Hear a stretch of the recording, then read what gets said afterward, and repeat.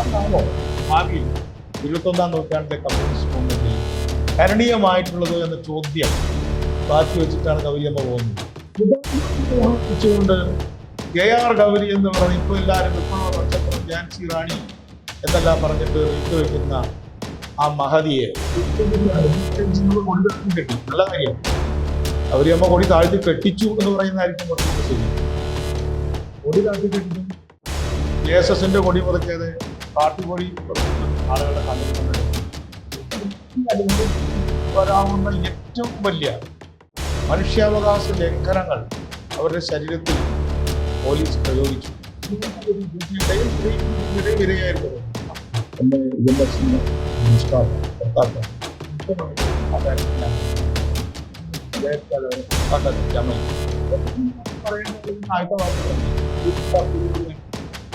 ആവശ്യപ്പെട്ടത് അപ്പീൽ തയ്യാറാക്കി ശരിയല്ല എന്ന് കരുതുന്നതിൽ പിണറായി ഉണ്ടായത്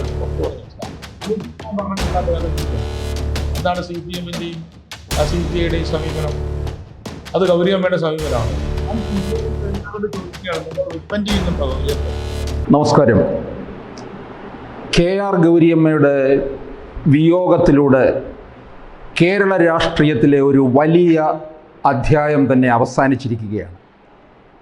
KR ഗൗരിയമ്മ ഒരു വ്യക്തി, ഒരു പ്രതീകം, അതിനുപരി ഒരു പ്രസ്ഥാനം തന്നെയായിരുന്നു.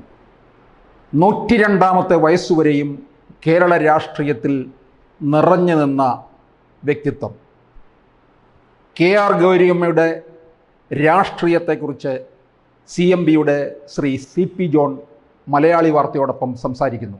സ്വാഗതം ശ്രീ CP ജോൺ. ഈ KR ഗൗരിയമ്മ അതൊരു വേറിട്ട വ്യക്തിത്വമാണ്, ഒരു വലിയ പ്രസ്ഥാനത്തിൻ്റെ ഒരു പ്രസ്ഥാനം തന്നെയാണ് എന്ന് പറഞ്ഞാലൊന്നും അതിനകത്ത് ഒരു അതിശയോക്തിയുമില്ല. പക്ഷേ ഇപ്പോഴും കേരള ജനതയ്ക്ക് KR ഗൗരിയമ്മ എന്ന് കേൾക്കുമ്പോൾ 87-ലെ മുദ്രാവാക്യമാണ് ഓർമ്മ വരുന്നത്. കേരന്തിങ്ങും കേരള നാട്ടിൽ KR ഗൗരി ഭരിക്കും എന്ന് പറഞ്ഞ മുദ്രാവാക്യമാണ്. അങ്ങനെ ഒരു ചതിയിൽപ്പെട്ട ഒരു വനിതയായിരുന്നു എന്നുള്ളതായിരുന്നു ഇപ്പോഴും നമുക്ക് ഓർമ്മയിൽ വരിക. ആരാണ് ആ ചതിക്ക് പിന്നിൽ എന്നുള്ളത് ഇപ്പോഴും ദുരൂഹമാണ്. ഇന്ന് ഗൗരിയമ്മ മരിച്ച ദിവസമാണ്. അതുകൊണ്ട് കൂടുതൽ രാഷ്ട്രീയം പറയണമെന്ന് എനിക്ക് തോന്നിയിരുന്നില്ല. പക്ഷേ അവരുടെ ശവസംസ്കാര ചടങ്ങുകൾ നടക്കുന്ന ഈ സന്ദർഭത്തിൽ രാഷ്ട്രീയം പറയാതിരിക്കുന്നതും ശരിയല്ല. അടിമുടി രാഷ്ട്രീയമായിരുന്നു അവർ. രാഷ്ട്രീയത്തിൻ്റെ ഒരു ഘനീഭവിച്ച രൂപമായിരുന്നു ഗൗരിയമ്മ. ഗൗരിയമ്മ മറ്റെല്ലാവരെയും പോലെ തന്നെ ഓരോ കാലഘട്ടത്തിൻ്റെ ഉൽപ്പന്നമാണ്. ഗൗരിയമ്മ അവരുടെ ഇൻ്റർവ്യൂസിലും അതുപോലെ തന്നെ വർത്തമാനങ്ങളിലും എല്ലാം പറഞ്ഞ കാര്യങ്ങൾ വെച്ച് നോക്കുമ്പോൾ ഗൗരിയമ്മ വന്നത് സമ്പന്നതയുടെ മടിത്തട്ടിൽ നിന്ന് എന്ന് മാത്രം പറഞ്ഞാൽ പോരാ. ശ്രീനാരായണ ഗുരുവിനെ സ്വന്തം വീട്ടിൽ വരുന്ന അതിഥിയായി കണ്ടൊരു കുട്ടിയാണ് ഗൗരിയമ്മ. അതുപോലെ തന്നെ മഹാന്മാരായ നിരവധി ആളുകളെ സ്വന്തം വീട്ടിലെ അതിഥികളായി കണ്ട് അവരുടെ കയ്യിൽ നിന്നും അവരുടെ ഭാഷയിൽ പറഞ്ഞാൽ കൽക്കണ്ടം വാങ്ങിച്ച് കഴിച്ച ഒരു കുട്ടിയാണ്. അതുകൊണ്ട് തന്നെ ഗൗരിയമ്മയ്ക്ക് അവസാനം വരെയും കമ്മ്യൂണിസ്റ്റ് പാർട്ടിയിലേക്ക് വന്നതിന് ശേഷം അവർക്കുണ്ടായിരുന്ന വർഗസമരത്തിൻ്റെ മുദ്രാവാക്യങ്ങളോടൊപ്പം തന്നെ അടിച്ചമർത്തപ്പെട്ട ജാതികൾക്ക് വേണ്ടിയിട്ടുള്ള പോരാട്ടത്തിൻ്റെ പ്രാധാന്യം ഗൗരിയമ്മ എന്ന് ഉയർത്തിപ്പിടിച്ചു. അതാണ് വാസ്തവത്തിൽ ഗൗരിയമ്മയെ മറ്റ് രാഷ്ട്രീയ നേതാക്കളിൽ നിന്നും വ്യത്യസ്തയാക്കുന്നത്. പക്ഷെ അതവരെപ്പോഴും പറഞ്ഞോ എന്നുള്ളതല്ല. അവരുടെ ഓരോ പ്രവർത്തനങ്ങൾ നമ്മൾ നോക്കുമ്പോഴും ക്ലാസ് ഒപ്രഷനെതിരായിട്ട് അവർ ഫൈറ്റ് ചെയ്തു. അതാണ് ഇപ്പോൾ എല്ലാവരും പറയുന്നത്. അവരുടെ ഫൈറ്റ് എന്ന് പറയുന്നത് നാക്കുകൊണ്ട് മാത്രമല്ല, അവർ ഒരുപാട് മർദ്ദനമേറ്റു. SRCPയുടെ പോലീസും അതിനുശേഷം 48-ൽ കമ്മ്യൂണിസ്റ്റ് പാർട്ടി സ്വതന്ത്ര ഇന്ത്യയിൽ നിരോധിക്കപ്പെട്ട സമയത്ത് നടന്നിട്ടുള്ള മർദ്ദനങ്ങളുടെയും ഫലമായിട്ട് ഒരു സ്ത്രീക്ക് അനുഭവിക്കേണ്ടി വരാവുന്ന ഏറ്റവും വലിയ മനുഷ്യാവകാശ ലംഘനങ്ങൾ അവരുടെ ശരീരത്തിൽ പോലീസ് പ്രയോഗിച്ചു.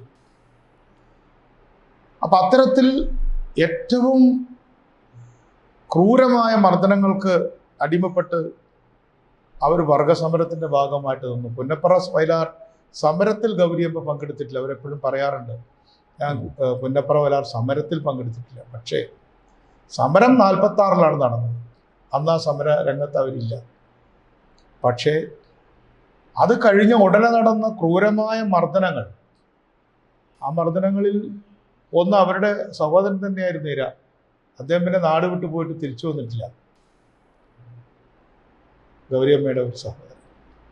അങ്ങനെ സ്വന്തം വീട്ടിലും പുറത്തും കണ്ടിട്ടുള്ള മർദ്ദനങ്ങൾക്കെതിരെ അവർ ഫൈറ്റ് ചെയ്യുകയും കർഷക തൊഴിലാളികൾക്കും സാധാരണക്കാർക്കും ചകിരി തൊഴിലാളികൾക്കും എല്ലാം വേണ്ടി അവർ വലിയ ഒരു വക്താവായിട്ട് മാറി. ഫസ്റ്റ് ക്ലാസ്സിൽ വലിയ മാർക്കോടുകൂടി BAയും LLBയും പാസ്സായതിനു ശേഷം ഒരു കമ്മ്യൂണിസ്റ്റ് പാർട്ടി പ്രവർത്തനമാണ് ഓപ്റ്റ് ചെയ്തത്. അത് വലിയൊരു അത്ഭുതമായിരുന്നു. ഇത്രയും വലിയ സമ്പന്നതയുടെ മടിത്തട്ടിൽ നിന്ന് വന്ന ഒരു യുവതി ഇത്തരത്തിലുള്ള ഫൈറ്റ് ചെയ്യുക. വാസ്തവത്തിൽ അതെല്ലാം ശ്രീനാരായണ ഗുരു പ്രസ്ഥാനത്തിൻ്റെ ഒരു പ്രൊഡക്റ്റും കൂടിയാണ്. ഒപ്പം തന്നെ അവർ കമ്മ്യൂണിസ്റ്റ് പാർട്ടിയുടെ പ്രതീകമായിട്ട് മാറി. കമ്മ്യൂണിസ്റ്റ് പാർട്ടിയും അവരെ നല്ല രീതിയിൽ പരിഗണിക്കുകയും വളർത്തുകയും ചെയ്യുന്നുള്ള യാഥാർത്ഥ്യമാണ്. 51 മുതൽ അവർ തെരഞ്ഞെടുപ്പിന് മത്സരിക്കാൻ തുടങ്ങി. 57-ൽ മന്ത്രിയാകുന്നതിന് മുമ്പ് തന്നെ തിരുക്കൊച്ചി അസംബ്ലിയിൽ പനമ്പള്ളി ഗോവിന്ദമേനോനെല്ലാം, പനമ്പള്ളി ഗോവിന്ദമേനോൻ വലിയ പണ്ഡിതനും സമർത്ഥനുമായിരുന്നു. പനമ്പള്ളിയോട് വളരെ ചെറിയ വോട്ടിനാണല്ലോ ആദ്യ പരാജയം. ഏതാ? വളരെ ചെറിയ വോട്ട്. അതെ അതെ. പനമ്പള്ളിയുടെ നിയമസഭയിൽ പനമ്പള്ളിയോട് ശക്തമായി സംസാരിച്ച ഒരു MLA ആയിരുന്നു അവർ. ഇന്ന് വന്ന ഒരു പോസ്റ്റിൽ ഞാൻ കണ്ടത്, വസൂരിയും കോളറയും നടപാടുന്ന സമയത്ത് ലോക്കൗട്ട് വേണമെന്നും ലോക്ക്ഡൗൺ വേണമെന്നും അതുപോലെ ഭക്ഷണം കൊടുക്കണമെന്നും പ്രസവം എടുക്കാൻ പോകുന്ന സ്ത്രീകൾക്ക് സംരക്ഷണം കൊടുക്കുന്നതൊക്കെ പറഞ്ഞ ആ പബ്ലിക് ഹെൽത്ത് എന്ന് പറയുന്നത് കമ്മ്യൂണിസ്റ്റ് പ്രസ്ഥാനത്തിൻ്റെ ഏറ്റവും പ്രധാനപ്പെട്ട ഒരു കാര്യമാണ്. ദാസ് ക്യാപിറ്റലിലൊക്കെ ഇന്നത്തെ സമയത്ത് ആ കാര്യത്തിന് വളരെ റിലവൻസ് ആണ്. അതായത് ദാസ് ക്യാപിറ്റലിൽ തന്നെ കാർൽ മാർക്സ് എത്രയോ പേജുകൾ പബ്ലിക് ഹെൽത്തിന് വേണ്ടി കോളറയ്ക്കും വസൂരിക്കും എതിരായിട്ട് മാറ്റി വെച്ചിട്ടുണ്ട്. അത് മറ്റൊരു വിഷയമാണ്. ഞാൻ പറഞ്ഞു വന്നത്, അപ്പം അങ്ങനെ വന്നു അവർ നിയമനിർമ്മാണത്തിൻ്റെ പ്രതീകമായിട്ട് മാറി. KR ഗൗരിയമ്മ മാത്രം നിയമം എഴുതി എന്ന് നമ്മൾ ധരിക്കരുത്. കമ്മ്യൂണിസ്റ്റ് പാർട്ടിയുടെ കൂട്ടായ പരിശ്രമത്തിൻ്റെ ഭാഗമായിരുന്നു ആ നിയമനിർമ്മാണം എന്ന് കമ്മ്യൂണിസ്റ്റ് പാർട്ടിയുടെ ഉന്നതരായിട്ടുള്ള നേതാക്കന്മാർ പറഞ്ഞ് എനിക്കറിയാം.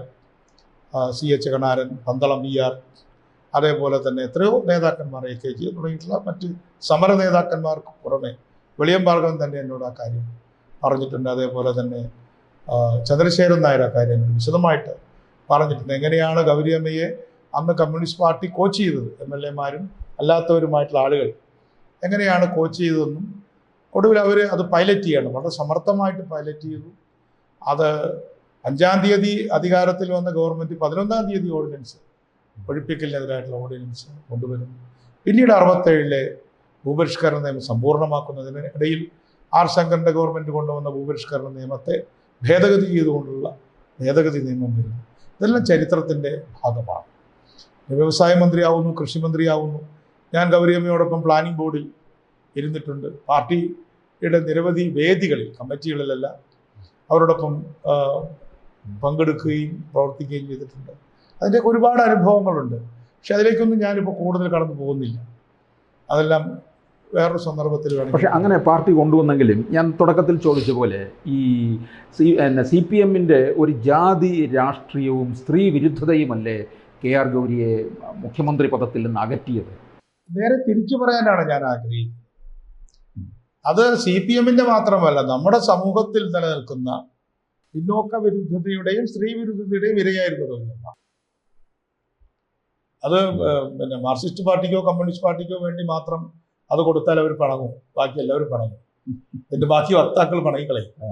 അതുകൊണ്ട് നമ്മുടെ കേരളം സ്ത്രീവിരുദ്ധമായിട്ടുള്ള ഒരു സമൂഹമാണ് രാഷ്ട്രീയത്തിൽ. അവരെ മാത്രമല്ലല്ലോ ഇന്നും സുശീല ഗോപാലിനെ 2 വോട്ടിന് തോൽപ്പിച്ചതും നായനാരാണ്. കേരളത്തിനും കേരള നാട്ടിൽ നിന്നും താങ്കൾ പറഞ്ഞല്ലോ.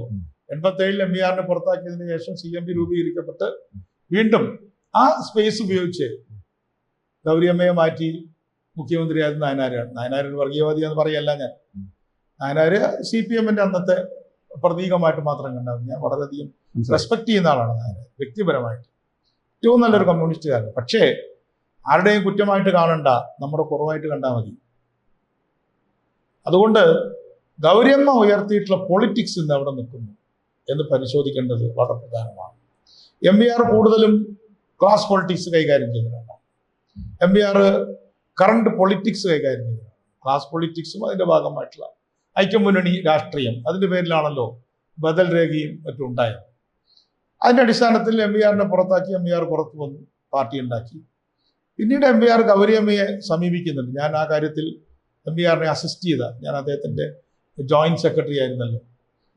ഞാനും പിന്നീട് ഞങ്ങളൊക്കെ പിണങ്ങിയെങ്കിലും അരവിന്ദാക്ഷൻ, ഞങ്ങൾ രണ്ടുപേരുമാണ് ഗൗരിയമ്മയെ കാണാനായിട്ട്, MBRന് വേണ്ടി കാണാനായിട്ട് പോവുകയും ഗൗരിയമ്മയെ പാർട്ടിയിൽ നിന്ന് പുറത്ത് ഗൗരിയമ്മ വരണമെന്ന് അഭ്യർത്ഥിക്കുകയും ചെയ്തു. വാസ്തവത്തിൽ ഒരു സംഭവം പറയാതിരിക്കുന്നത് ശരിയല്ല. ഗൗരിയമ്മ എന്നോട് പറഞ്ഞു, എല്ലാവരെയും അവർ എടാ ഓടാന്നാണല്ലോ വിളിക്കുന്നത്, എടാ നീ പറയുന്ന മാതിരിയല്ല, രാഘവൻ പറഞ്ഞത് ശരിയാണ്, എന്നെ ആലപ്പുഴ വികസന സമിതിയുടെ ചെയർമാനാക്കി വെച്ചിട്ടുണ്ട്. അപ്പോൾ ഗൗരിയമ്മ CPM നേതാവാണ്. പക്ഷെ അത് പോരാ, കരുണാകരൻ എന്താ പറയുക, ഞാൻ ലീഡർ നല്ല അത് പറഞ്ഞാൽ പോരാ, എനിക്ക് എഴുതി തരണം.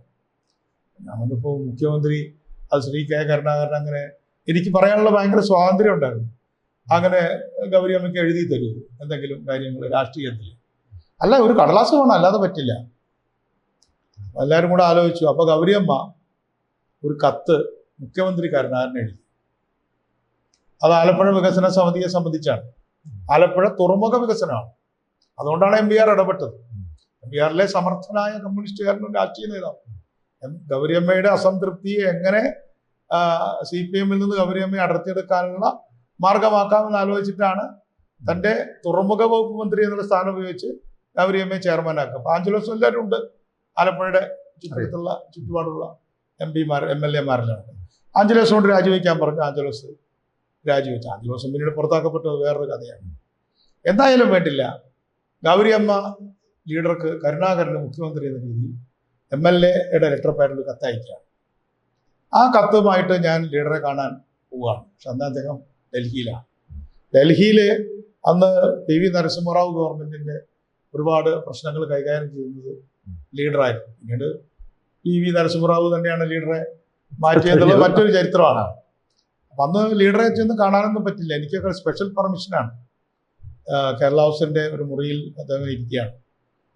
ഞാൻ വന്ന കാര്യം പറഞ്ഞപ്പോൾ ബാക്കി എല്ലാവരോടും ഒന്ന് മാറി നിൽക്കാൻ ഒരു പ്രത്യേക സിഗ്നൽ കൊടുത്തു. ഞാൻ കാര്യം പറഞ്ഞു. അപ്പോഴേക്കും പെട്ടെന്ന് പ്രൈം മിനിസ്റ്ററോടൊന്ന് ഒരു കോൾ വന്നു. ഞാനിപ്പോൾ വരാമെന്ന് പറഞ്ഞു. അങ്ങോട്ട് ഇറങ്ങി. എങ്ങനെയാണെന്നറിയില്ല, എൻ്റെ നീ ഗൗരിയമ്മ അയച്ച കത്ത് കാണാനായി. ഞാനാകെ വിഷണ്ണനായി. അതൊരു രഹസ്യമായിട്ടൊരു കാര്യമല്ലേ. ഒടുവിൽ ഞാൻ പ്രൈം മിനിസ്റ്ററുടെ വീട്ടിൻ്റെ പാർക്കിംഗ് ലോട്ടിൽ ചെന്ന് നോക്കുമ്പോൾ ലീഡറുടെ കാറിൽ അത് വീണ് കിടക്കുന്നുണ്ട്. അതെടുത്തു, പിന്നെ കൊണ്ടുവന്നു. അതൊക്കെ വിശദാംശങ്ങളാണ്. ആ കത്തിന് മറുപടി എൻ്റെ കയ്യിലാണ് തന്നത്. അങ്ങനെ K കരുണാകരന് ഗൗരിയമ്മ അയച്ച കത്ത് കൊണ്ടുപോയതും തിരിച്ചുള്ള കത്ത് കൊണ്ടുവന്നു അംശമായത് ആ കാര്യത്തിൽ ഞാനാണ്. അപ്പോൾ ഗൗരിയമ്മയ്ക്കൊരു കോൺഫിഡൻസ് ആയി. MBRന് വിശ്വാസക്കുറവുണ്ടായിട്ടല്ല, ശരി എന്നാൽ നമുക്ക് മുന്നോട്ട് പോവാം. ഞാൻ ചോദിച്ച ഗൗരിയമ്മ കമ്മ്യൂണിസ്റ്റ് പാർട്ടിയിൽ നിന്ന് പുറത്തിറങ്ങുകയാണോ? അതെ. എന്താ ഒരു അത്രയും ബുദ്ധിമുട്ടാണോ? എനിക്ക് മതിയായിട,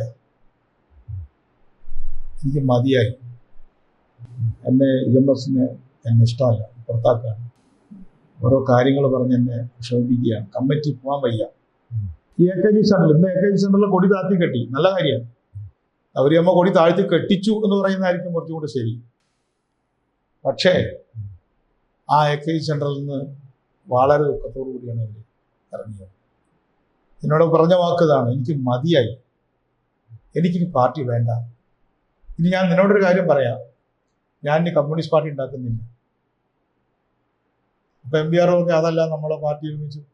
അതൊക്കെ നീ രാഘവനോട് പറഞ്ഞാൽ മതി, ഞാൻ വേറെ പാർട്ടിയാണ്, ഞാൻ JSS. അല്ല, അതിനിടയ്ക്ക് ചോദിച്ചോട്ടെ, EMS മാത്രമായിരുന്നു അക്കാര്യത്തിനകത്ത് ബുദ്ധിമുട്ടുണ്ടാക്കിയത് KR ഗൗരിയമ്മ? EMSന്റെ റോള് വലുതായിരുന്നു. ഞാൻ EMSനെയും ഞാൻ പറഞ്ഞല്ലോ, എനിക്ക് അദ്ദേഹത്തോട് വ്യക്തിപരമായിട്ടുള്ള വലിയ ബഹുമാനമൊക്കെ ഉള്ളതാണ്. പക്ഷേ EMS ആണോ MBRനെയും ഗൗരിയമ്മയും പുറത്താക്കിയതെന്ന് ചോദിച്ചാൽ പാർട്ടിയാണെന്ന് പറയാം. EMS വിചാരിച്ചാൽ അവരെ പുറത്താക്കാതിരിക്കാമായിരുന്നു. യമസ് എന്നെല്ലാമായിരുന്നു. യമസ് ആയിരുന്നു അവസാന വാക്ക്. അവസാന വാക്ക്. അപ്പൊ അവസാന വാക്ക് പറയേണ്ട ആൾ തന്നെ ആദ്യത്തെ വാക്ക് പറഞ്ഞാൽ, സുപ്രീം കോടതി ഒരു വിധി പറഞ്ഞാൽ പിന്നെ മജിസ്ട്രേറ്റ് കോടതിയുടെ ആവശ്യമുണ്ട്. അതെ. അതുകൊണ്ട് സുപ്രീം കോടതിയായിട്ട് ഇരിക്കേണ്ട EMS വിചാരണ കോടതിയായി. എന്നാണല്ലോ MVR പറഞ്ഞത്. എനിക്കെതിരായിട്ട് ജനറൽ സെക്രട്ടറി എന്നെ പ്രസംഗിച്ച് നടക്കുകയാണ്, അതുകൊണ്ട് ഞാൻ അപ്പീൽ കൊടുക്കില്ല. അതേപോലെ തന്നെ ഗൗരിയമ്മയും അപ്പീൽ എഴുതണമെന്ന്. ഇപ്പൊ അത് ഞാൻ ഒരു വെളിപ്പെടുത്തലായിട്ട് പറയല്ല. ഷാജു വന്ന് ഗൗരിയമ്മയുടെ അടുത്ത ആളാണ്. പിന്നീട് MLA ആയി, ഇപ്പൊ മാവേലിക്കര മത്സരിച്ചു. ഷാജു അത് നിഷേധിക്കില്ല എന്ന് ഞാൻ കരുതുന്നത്. പിണറായി വിജയന് ഗൗരിയമ്മയെ പുറത്താക്കേണ്ടാൻ താല്പര്യമുണ്ടായി. ഗൗരിയമ്മയുടെ അപ്പീൽ കൊടുക്കാൻ പിണറായി വിജയൻ ആവശ്യപ്പെട്ടൊരു അപ്പീൽ തയ്യാറാക്കി ഗൗരിയമ്മയുടെ കൊടുക്കാനായിട്ട് ഷാജുവിനെ ഏൽപ്പിച്ചിരുന്നു. അത് രണ്ടുപേരും നിഷേധിക്കുമെന്ന് എനിക്കറിയില്ല. പക്ഷെ ഗൗരിയമ്മ കൊടുത്തില്ല. കാരണം എനിക്ക് മതി, എനിക്കിനി കമ്മ്യൂണിസ്റ്റ് പാർട്ടി വേണ്ട. പക്ഷെ ഞാൻ പറയാൻ പോകുന്നു, കമ്മ്യൂണിസ്റ്റ് പാർട്ടിയിൽ നിന്ന് പുറത്തു വന്ന MVR പോലെ ഒരു പരമ്പരാഗത കമ്മ്യൂണിസ്റ്റ് പാർട്ടി അല്ല അവരുണ്ടാക്കിയത്. ജനാധിപത്യ സംരക്ഷണ സമിതി. അതിനോട് ഒന്നുകൂടെ ഞാൻ കൂട്ടി ചോദിച്ചോട്ടെ. അതായത് ഇന്ന് KR ഗൗരിയമ്മയെ അന്ന് പാർട്ടിയിൽ നിന്ന് പുറത്താക്കിയില്ല എന്ന് വിചാരിക്കുക. ഇന്ന് വരെയും KR ഗൗരിയമ്മ പാർട്ടിയിൽ തന്നെ തുടർച്ചയായിട്ട് അങ്ങനെ പോവുകയാണെന്നുണ്ടെങ്കിൽ ഇപ്പോഴത്തെ ഈ ഒരു സാഹചര്യത്തിൽ ഒന്നുകൂടെ പല പ്രശ്നങ്ങളെയും ഗൗരിയമ്മയ്ക്ക് അഭിമുഖീകരിക്കേണ്ടി വരില്ലായിരുന്നു പിണറായിയുടെ ഒരു കാലത്ത്? പിണറായിക്ക് ഗൗരിയമ്മയോട് താല്പര്യമായിരുന്നു. ഒരിക്കൽ പറഞ്ഞിട്ടുണ്ട്, ഞാൻ ലിഫ്റ്റിൽ കണ്ടാൽ പോലും സംസാരിക്കില്ല എന്നൊക്കെ പറഞ്ഞിട്ടുണ്ടെങ്കിലും എനിക്കറിയാം താല്പര്യത്തോടു കൂടി. കാരണം EMS ചെയ്തത് ശരിയല്ല എന്ന് കരുതുന്നതിൽ പിണറായി ഉണ്ടായത്. പക്ഷെ പുറത്തു പറഞ്ഞിട്ടില്ല.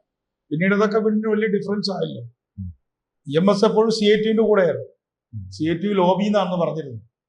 ഇന്ന് ബാലാനന്ദൻ, രവീന്ദ്രനാഥ് ഇപ്പോൾ ഉണ്ടല്ലോ, രവീന്ദ്രനാഥ് എല്ലാവരും ഉണ്ടല്ലോ. ബാലാനന്ദൻ മരിച്ചുപോയി. അപ്പൊ അന്ന് CIT ലോബിക്കെതിരായിട്ടാണ്. അത് മാത്രമല്ല, അന്ന് അവർ കൊണ്ടുവന്ന സ്ഥാനാർത്ഥിയാണല്ലോ സുശീല ഗോപാലിനെ പുറത്താക്കി. അത് 96-ലാണ്. അപ്പൊ 94-ൽ തന്നെ ഗൗരിയമ്മയെ പുറത്താക്കി, കളം വൃത്തിയാക്കി. 87-ൽ ഗൗരിയമ്മയെ മുഖ്യമന്ത്രി ആക്കാണ്ടി വന്നില്ല, നായനാർ തന്നെ. 96-ലും ആക്കണ്ടെന്നുള്ളത് തന്നെയാണ് അതിന്റെ കുട്ടൻസ്. ചന്ദ്രാനന്ദന് ഇതിനകത്ത് വലിയ പങ്കുണ്ടായിരുന്നു? ഇല്ല. ചന്ദ്രാനന്ദൻ വളരെ ന്യൂട്രലായിട്ട് ഒരാളായിരുന്നു. ചന്ദ്രാനന്ദൻ എപ്പോഴും പാർട്ടിയോടൊപ്പം നിൽക്കുന്നല്ല. പക്ഷെ ഞാൻ പറയാൻ ശ്രമിക്കുന്ന കാര്യം, ഗൗരിയമ്മ ഉയർത്തിക്കൊണ്ടുവന്ന പൊളിറ്റിക്സ് നേരത്തെ പറഞ്ഞു വന്നതിന്റെ ബാക്കി നമ്മൾ ചർച്ച ചെയ്യണം. ആ പൊളിറ്റിക്സ് ചർച്ച ചെയ്യുകയോ അല്ലെങ്കിൽ അത് അംഗീകരിക്കണമെന്ന് ഞാൻ പറയുന്നില്ല. ആ പൊളിറ്റിക്സിനെ ഗൗരിയമ്മയെ ആദരിച്ചുകൊണ്ട് മറച്ചു വയ്ക്കരുത്. അവന് 102 വയസ്സായ ഒരാൾ മരിച്ചു, ഒരു മഹാത്ഭുതമായിരുന്നു എന്ന് പറയാം. പക്ഷേ ഗൗരിയമ്മയുടെ പൊളിറ്റിക്കൽ കോൺട്രിബ്യൂഷൻ JSS ആണ്. ഇതെല്ലാം കൃഷ്ണപിള്ള ഉണ്ടാക്കിയ പാർട്ടിയാണ്. AKG, EMS അവരൊക്കെയാണ് പാർട്ടി ഉണ്ടാക്കിയത്. ഗൗരിയമ്മയല്ലല്ലോ കമ്മ്യൂണിസ്റ്റ് പാർട്ടി ഉണ്ടാക്കിയത്. അതെ. പക്ഷെ ഗൗരിയമ്മ ഉണ്ടാക്കിയ പാർട്ടി JSS ആണ്. അതിന്റെ പൊളിറ്റിക്സ് എന്താ? എല്ലാ പൊളിറ്റിക്സും ഞാൻ അംഗീകരിച്ചിട്ടല്ല. അവര് ബാക്ക്വേർഡ് പൊളിറ്റിക്സിനെ കുറിച്ച്, സാമൂഹ്യ നീതി എന്ന അജണ്ട കമ്മ്യൂണിസ്റ്റ് പാർട്ടിയിലേക്ക് കൊണ്ടുവന്ന ഗൗരിയമ്മയാണ്. അതിന്റെ ഭാഗമായിട്ടാണ് വേണുവടക്കമുള്ള ആൾക്കാർ അതിൽ ചേർന്നു. വേണു ഗൗരിയമ്മയുടെ പാർട്ടിയുടെ സ്ഥാനാർത്ഥിയായിട്ട് കൊടുങ്ങല്ലൂർ മത്സരിച്ചു. അജിത് അതില് ഒരു ഘട്ടത്തിൽ ചേർന്നു. അവ സ്ത്രീ വിമോചനത്തിന്റെ ഭാഗമായിട്ട്. അപ്പൊ അതുകൊണ്ട് ആ പ്രശ്നം ഇന്നും സജീവല്ലേ. 93-ാം ഭരണഘടനാ ഭേദഗതി വന്നു. എന്താണ് CPM-ന്റെയും CPI-യുടെയും സമീപനം? അത് ഗൗരിയമ്മയുടെ സമീപനമാണോ? ഞങ്ങളുടെ പാർട്ടിയുടെ സമീപനം ഡിഫറൻ്റ് ആണ്. ലോ ഓഫ് ദ ലാൻഡ് ആയി 10% റിസർവേഷൻ എന്നാണ് എല്ലാവരും പറഞ്ഞത്. പക്ഷെ സുപ്രീം കോടതി വ്യത്യസ്ത അഭിപ്രായം പറഞ്ഞല്ലോ. 5-അംഗ ബെഞ്ച് ഇലക്ഷന് ശേഷം പറഞ്ഞത്. ഇത് കമ്മ്യൂണിസ്റ്റ് പാർട്ടി ചർച്ച ചെയ്യണ്ടേ? കമ്മ്യൂണിസ്റ്റ് പാർട്ടി എല്ലാം ഇങ്ങനെ പഴയ ചരിത്രത്തിന്റെ കുറെ എന്താ പറയാ പുസ്തകങ്ങളൊക്കെ വെച്ചിട്ട് മറച്ചു വയ്ക്കാൻ പറ്റും. അപ്പൊ അതുകൊണ്ട് ഗൗരിയമ്മ ഉയർത്തിയ ഇഷ്യൂ പാർട്ടിക്കകത്തു നിന്നിട്ടല്ല ഉയർത്തിയത്. ഗൗരിയമ്മ പാർട്ടിക്കകത്ത് വലിയ രാഷ്ട്രീയം അല്ല പറഞ്ഞത്. MVR പോലെ ബദൽ രേഖയെന്ന് അവരെ അവതരിപ്പിച്ചിട്ടില്ല. അവർ മന്ത്രിയായിരുന്ന സമയത്ത് നടന്ന ഒരു ചെറിയ പ്രശ്നം, ഒരു കശുവണ്ടി ഇറക്കുമതിയായി ബന്ധപ്പെട്ട ഒരു പ്രശ്നം. ആ പ്രശ്നവുമായി ബന്ധപ്പെട്ട ചില ഫയലുകളെ കുറിച്ചുള്ള ചർച്ചയിൽ നിന്നാണ് ഈ നടപടികളിലേക്കെല്ലാം നയിച്ചത്. എങ്ങനെയാണ് അവരെ നടപടിയെടുത്ത് ഹ്യൂമിലിയേറ്റ് അപ്പൊ ചെയ്തത്? അത് തന്നെയായിരുന്നു പ്രധാന കാരണം. ഇതല്ല അവർക്കെതിരെ അവരെ പുറത്താക്കണം തീരുമാനിച്ച് കാരണം കണ്ടുപിടിക്കുകയാണ്. എംപിആറിനെ എന്തിനാ പുറത്താക്കിയത്? സൈക്ലോ സ്റ്റൈൽ ചെയ്തു എന്നാണ് പറഞ്ഞത്. ബദൽ രേഖ ഇത്ര കോപ്പി സൈക്ലോ സ്റ്റൈൽ ചെയ്ത് അതെവിടെ? അല്ലാതെ എംപിആറിനെ ബദൽ രേഖ അവതരിപ്പിച്ചതിനല്ല പുറത്താക്കിയത്. ഒരു ചാർജ് വേണ്ടേ? പോലീസുകാർ പറയുന്നത് പോലെ IPC അനുസരിച്ച് ഒരു കുറ്റം ചെയ്യണ്ടേ? അതെ. അല്ലാതെ മനസ്സിൽ ഞാൻ കൊല്ലണമെന്ന് വിചാരിച്ചുകൊണ്ട് IPCയിൽ കുറ്റമില്ല. എന്തെങ്കിലും ആക്ഷൻ വേണം വേണ്ടേ? അപ്പൊ ആ ആക്ഷൻ ഉണ്ടാക്കുകയാണ്. എന്താ ചെയ്തത്? എന്നോട് അന്ന് മനോരമയുടെ ചീഫ് റിപ്പോർട്ടർമാരിൽ ഏറ്റവും പ്രധാനിയായിരുന്ന കറസ്പോണ്ടന്റ്മാരിൽ ഏറ്റവും പ്രധാനിയായിട്ടുള്ള ചുമ്മാരട്ടൻ ചോദിച്ചു, എന്തിനാണ് KR ഗൗരിയെ ആലപ്പുഴ ജില്ലാ കമ്മിറ്റിയിലേക്ക് തരം താഴ്ത്തി? ഇവിടുത്തെ പുറത്താക്കാമല്ലോ. മനസ്സിലാക്കണം. ഇന്നിപ്പോ ഗൗരിയമ്മയുടെ മൃതദേഹം ആലപ്പുഴയിൽ എത്താൻ പോവുകയാണ്. ഞാൻ കൊണ്ട് ചോദിക്കുകയാണ്, നിങ്ങൾ റിപ്പൻഡ് ചെയ്യുന്നുണ്ടോ ഗൗരിയമ്മ? കൊടി താഴ്ത്തി കെട്ടിട്ടും JSSന്റെ കൊടി പുതയ്ക്കാതെ പാർട്ടി കൊടി പുതച്ചിട്ടും ആളുകളുടെ കണ്ണിൽ മണ്ണിടുന്നു. ഈ KR ഗൗരിയമ്മയെ ആലപ്പുഴ ജില്ലാ കമ്മിറ്റിയിലേക്ക് തരം താഴ്ത്തി എന്തുമാത്രം അവർ വിഷമിച്ചു കാണും. ആ വിഷമം അനുഭവിച്ച ഒരാളാണ് ഞാൻ. എനിക്ക് അഭിമാനമുണ്ട് എംപിആറിന്റെ കൂടെയും ഗൗരിയമ്മയുടെ കൂടെയും അവർ പുറത്താക്കപ്പെടുന്ന ദിവസങ്ങളിൽ നിന്നു എന്നുള്ളതുകൊണ്ട്. അപ്പൊ എന്നോട് ചുമ്മാരട്ടൻ ചോദിച്ചു, എന്തിനാ തരം താഴ്ത്തിയത്? ഞാൻ ചുമ്മാരേട്ട അതൊരു ട്രിക്കാ. പിന്നെ അവിടുന്ന് പുറത്താക്കുമ്പോൾ ഒരു പാർട്ടി മെമ്പറെ പുറത്താക്കിയാൽ മേൽ കമ്മിറ്റിയുടെ അംഗീകാരം വേണം. അപ്പൊ ആലപ്പുഴ ജില്ലാ കമ്മിറ്റിയിൽ നിന്ന് പുറത്താക്കിയാൽ സംസ്ഥാന കമ്മിറ്റി അംഗീകാരം കൊടുത്താൽ മതി. സംസ്ഥാന കമ്മിറ്റിയിൽ നിന്ന് പുറത്താക്കിയാൽ സെൻട്രൽ കമ്മിറ്റിയുടെ അംഗീകാരം വേണം. അവിടെ ചെല്ലുമ്പോൾ KR ഗൗരിയെ പുറത്താക്കി എന്ന് പറഞ്ഞാൽ ചിലപ്പോൾ ജ്യോതിബാസു ചോദിക്കുക എന്തിനാ പുറത്താക്കി, അല്ലെങ്കിൽ ബംഗാളുകാർ ഇല്ലേ? അപ്പോ കുതന്ത്രങ്ങൾ ഉപയോഗിച്ചുകൊണ്ട് KR ഗൗരി എന്ന് പറയുന്ന ഇപ്പൊ എല്ലാവരും വിപ്ലവ നക്ഷത്രം, ഝാൻസി റാണി എന്നെല്ലാം പറഞ്ഞിട്ട് റീത്ത് വെക്കുന്ന ആ മഹതിയെ ആലപ്പുഴ ജില്ലാ കമ്മിറ്റിയിലേക്ക് തരം താഴ്ത്തി. ആ ദിവസങ്ങളിൽ അവരെ കണ്ട ആളാണ് ഞാൻ.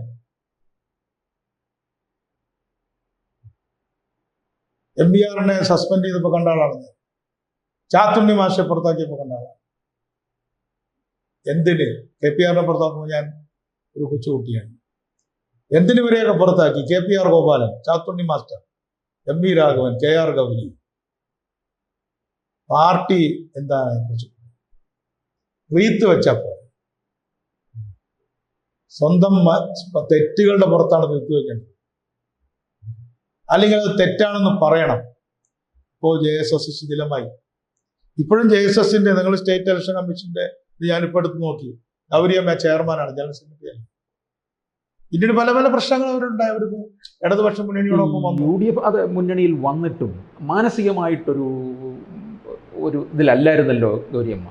ഗൗരിയമ്മയുടെ മാനസികാവസ്ഥ എന്നൊക്കെ പറയുന്നത് എളുപ്പത്തിലൊന്നും ആർക്കും അങ്ങനെ സാറ്റിസ്ഫൈ ചെയ്യാൻ പറ്റുന്നൊന്നുമല്ല.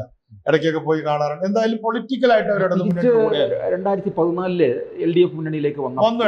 എന്നിട്ടും മാനസികമായിട്ടും ഒരു അല്ല, അതിലൊക്കെ അവർ അവരുടെ പൊളിറ്റിക്കൽ പോയിന്റ് തന്നെയാണ് അവർ എടുത്തിട്ടുള്ളത്. അവർ ഇടതുപക്ഷ മുന്നണിയുടെ കൂടെ തന്നെയാണ് മരിക്കുമ്പോൾ. അതിലൊന്നും ഡിസ്പ്യൂട്ടുള്ള കാര്യമല്ല. പക്ഷേ അതുകൊണ്ട് കാര്യമില്ലല്ലോ.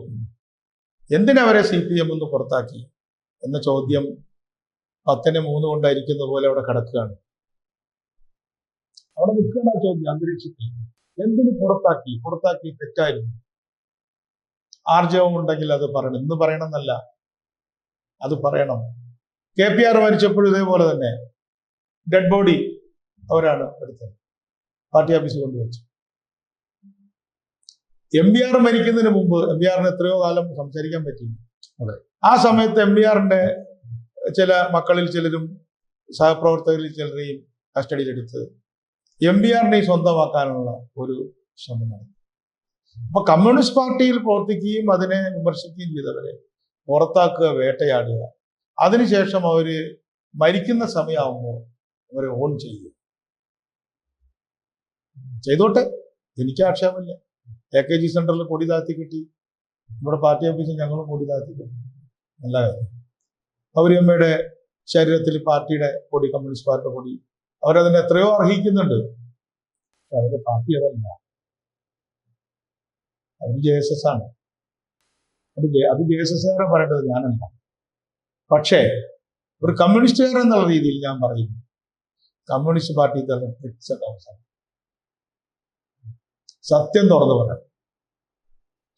എന്തിനാണ് ഈ അപ്പാരറ്റസ് ഇങ്ങനെ ആളുകളെ പുറത്താക്കുന്നത്? വേട്ടയാടുന്നത്. ആ വേട്ടയാടിയത് ചരിത്രത്തോട് തെറ്റാന്ന് പറയുന്നത്, മാപ്പ് പറയണമെന്നൊന്നും ഞാൻ പറയില്ല. അതൊന്നും ഒരു കമ്മ്യൂണിസ്റ്റ് രീതിയല്ല. അതുകൊണ്ട് ഇത്തരത്തിലുള്ള ഒരുപാട് ദുരന്തങ്ങളുടെ ഘോഷയാത്രയാണ് കമ്മ്യൂണിസ്റ്റ് പ്രസ്ഥാനം.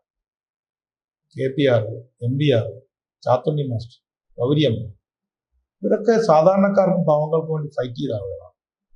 അതുകൊണ്ട് ഗൗരിയമ്മ ഉയർത്തിയ ഒരു ക്വസ്റ്റ്യൻ ഉണ്ട്. അത് ക്ലാസ് ക്വസ്റ്റിനെ പോലെ തന്നെ കാസ്റ്റ് ക്വസ്റ്റിനാണ്. ബാക്ക്വേർഡ് കമ്മ്യൂണിറ്റിയുടെ പ്രശ്നമാണ്. അതിന്ന് ഏറ്റവും സജീവമാണ്. ഇപ്പൊ സുപ്രീം കോടതിയുടെ ഓർഡർ വന്നല്ലോ. അതിനെക്കുറിച്ച് എന്താ CPM-ന്റെ അഭിപ്രായം?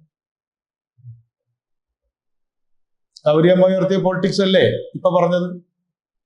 103-ാം ഭരണഘടന ഭേദഗതിയെ ഉണർന്നു CPM. അതുകൊണ്ട് ഇപ്പൊ ഇലക്ഷന് ജയിച്ചു. ഇലക്ഷന് ജയിക്കുന്നത് വേറൊരു സബ്ജക്റ്റാണ്. അങ്ങനെയാണ് ഇപ്പൊ 59-ലെ ഗവൺമെന്റ് പുറത്തുപോയി. ഗൗരിയമ്മ അടക്കം ഉണ്ടായിരുന്ന ആളുകൾ വിമോചന സമരം നടത്തി ജയിച്ചു. കമ്മ്യൂണിസ്റ്റ് പാർട്ടി പുറത്തുപോയി. അപ്പൊ 57 തൊട്ട് 59 വരെ ചെയ്ത കമ്മ്യൂണിസ്റ്റ് പാർട്ടിയുടെ പ്രവർത്തനങ്ങളൊക്കെ ക്യാൻസലായി. അപ്പോൾ ശരിക്കും പറഞ്ഞു കഴിഞ്ഞാൽ ഈ സ്വയം ക്യാപ്റ്റൻ എന്നൊക്കെ പറഞ്ഞ് അവരോധിതനായിരിക്കുന്നവർക്കും അതുക്കും മേലെയാണ് ഗൗരിയമ്മ. അതിനോടൊന്നും ഞാൻ കമന്റ് ചെയ്യാനില്ല. ഗൗരിയമ്മ വേറൊരു ഓർബിറ്റിലുള്ള ഒരാളാണ്. ഇപ്പൊ ജീവിച്ചിരിക്കുന്ന ആരുടെയും ഓർബിറ്റിൽ സഞ്ചരിക്കുന്ന ഒരാളല്ല. അവര് EMS-ന്റെയും AKGയുടെയും CH കണാരന്റെയും അല്ലെങ്കിൽ അച്യുതമേനോന്റെയും അതുപോലെ തന്നെ ബാലറാമിന്റെയും TV തോമസിന്റെയും ഒക്കെയുള്ള ഓർബിറ്റാണ്. അവരുടെ പേര് എടുത്തു പറയുന്ന പേരാണ് വർഗീസ് വൈദ്യൻ. ആ കാലഘട്ടത്തിൽ നിറഞ്ഞു നിന്നൊരു വ്യക്തിത്വമാണ്. അതുപോലെ തന്നെ KC ജോർജ്, PT കുന്നൂസ്, അവരുടെയൊക്കെ കാറ്റഗറിയിൽപ്പെട്ട ഒരാളാണ് KR. ഇന്ന് ജീവിച്ചിരിക്കുന്നവരോ ഇന്ന് രാഷ്ട്രീയ നേതൃത്വത്തിലുള്ള പിണറായി വിജയനോ അല്ലെങ്കിൽ മറ്റുള്ള അവരൊക്കെ വേറെ ജൂനിയേഴ്സ് പിന്നീട് വന്ന ആൾക്കാരാണ്. അവരായിട്ട് താരതമ്യം ചെയ്യുന്നത് don't compare apples with oranges എന്ന് പറഞ്ഞ പോലെ രണ്ട് തരം ആൾക്കാർ. ഞാൻ വേറൊരു തരം ആളാണ്, കളത്തിൽ താഴെ നിൽക്കുന്ന ഒരാളാണ്. അതിൽ കമ്പാരിസൺ ഞാനില്ല. അപ്പോൾ എന്തായാലും ഈ തുടർഭരണം എന്നൊക്കെ പറഞ്ഞ് ആഘോഷിച്ചു നിൽക്കുന്ന ഈ പ്രസ്ഥാനത്തിലുള്ളവരെ ചൊല്ലിപ്പഠിക്കേണ്ട ഒരു പാഠപുസ്തകമായിരിക്കും KR ഗൗരിയമ്മ എന്ന് പറഞ്ഞാൽ അതൊരു അതിശോക്തിയൊന്നും അല്ലല്ലോ. കുറച്ചൊരു എന്താ പറയാ, അത് അധികാരെന്ന് പറയുന്നില്ല, പക്ഷെ അതല്ല, അങ്ങനെ ചൊല്ലിപ്പഠിക്കുകയോ കാണാതെ പഠിക്കുകയോ ചെയ്യണം എന്നുള്ളതല്ല. തീർച്ചയായിട്ടും അവരൊരു പാഠപുസ്തകം എന്നുള്ള കാര്യം ശരിയാണ്. പക്ഷെ അവരുടെ പാഠപുസ്തകത്തിൽ നിങ്ങൾ ഏത് ഏടുകളാണ് വായിക്കുന്നത്? എല്ലാവരും ഒരുമിച്ച് എഴുതിയതാണോ അവരൊറ്റയ്ക്ക് എഴുതിയതാണോ? അവരൊറ്റയ്ക്ക് പറഞ്ഞതിൽ വല്ല പ്രസക്തി ഉണ്ടോ അല്ലെങ്കിൽ പ്രസക്തി ഇല്ലേ? ചർച്ച ചെയ്യണം. ഒറ്റയ്ക്ക് എഴുതിയെന്ന് പറയുമ്പോഴാണ് ആ JSS-ന്റെ നേരത്തെ അവരെ പുറത്താക്കൽ, അവർ പുറത്താക്കിയ സമയത്ത് എടുത്തുള്ള സമീപനം, അതൊരു ജനുവരി 1-ാം തീയതിയാണ് അവരെ പുറത്താക്കുന്നത്. 1996 ജനുവരി 1. അപ്പൊ എന്തിനാണ് അങ്ങനെ അവരെ പുറത്താക്കിയത്? ആ സമീപനം, ആ അപ്പറേറ്റസ്, കമ്മ്യൂണിസ്റ്റ് പാർട്ടിയുടെ ആയുധം അല്ലെങ്കിൽ അതിന്റെ സംഘടനാ ഫലം, ആ സംഘടനാ ചട്ടക്കൂട്, അതുകൊണ്ട് കമ്മ്യൂണിസ്റ്റ് പാർട്ടിയിലുള്ള ആളുകളെ ഞെരിച്ചമർത്തുക, അതാണോ ഭാവിയിൽ 21-ാം നൂറ്റാണ്ടിലെ കമ്മ്യൂണിസ്റ്റ് മൂവ്മെന്റിൽ കരണീയമായിട്ടുള്ളത് എന്ന ചോദ്യം ബാക്കി വെച്ചിട്ടാണ് ഗൗരിയമ്മ പോകുന്നത്. ഒപ്പം തന്നെ അവർ ഉയർത്തിയിട്ടുള്ള ബാക്ക്വേർഡ് കമ്മ്യൂണിറ്റി, ക്ലാസ് കാസ്റ്റ് ഡിഫറൻസും അതേപോലെ തന്നെ ക്ലാസ് കാസ്റ്റ് ഐഡന്റിറ്റി. നമ്മുടെ രാജ്യത്തെ ഇന്ത്യയുടെ സമൂർത്ത സാഹചര്യമാണല്ലോ. ലെനിനിസം എന്നൊക്കെ എല്ലാവരും പറയെങ്കിലും ലെനിനിസത്തെയും വിമർശിക്കുന്നതിന് വിരോധമൊന്നുമില്ല. പക്ഷേ അതായത് ഓഫീസിൽ ലെനിനും ലക്സംബർഗും എല്ലാം ഇരിക്കുന്നുണ്ട്. ലെനിൻ പറഞ്ഞ ഏറ്റവും പ്രസക്തമായ കാര്യം, നിങ്ങൾ സമൂർത്തമായ കാര്യം, ഇന്ത്യയിലെ കാസ്റ്റ് എന്ന് പറയുന്നത് ക്ലാസ് ആയിട്ട് എങ്ങനെയാണ് ബന്ധപ്പെട്ട് കിടക്കുന്നത്. അതാണ് ഗൗരിയമ്മ അവസാനം പറഞ്ഞ പൊളിറ്റിക്കൽ പോയിന്റ്. ആ പൊളിറ്റിക്കൽ പോയിന്റ് കാണാതിരിക്കരുത് എന്ന് അഭ്യർത്ഥിക്കുന്നു, അല്ലാതെ അതിനെ എതിർക്കാനോ ഒന്നും ഞാനില്ല. അപ്പോൾ എന്തായാലും ശ്രീ CP ജോണിനെ കേൾക്കുന്ന സഹാക്കന്മാർ തന്നെ ബാക്കി ഇനി അങ്ങോട്ടുള്ള കാര്യങ്ങൾ ഗൗരിയമ്മയെക്കുറിച്ച് ചർച്ച ചെയ്യട്ടെ. വളരെ നന്ദി, നമസ്കാരം.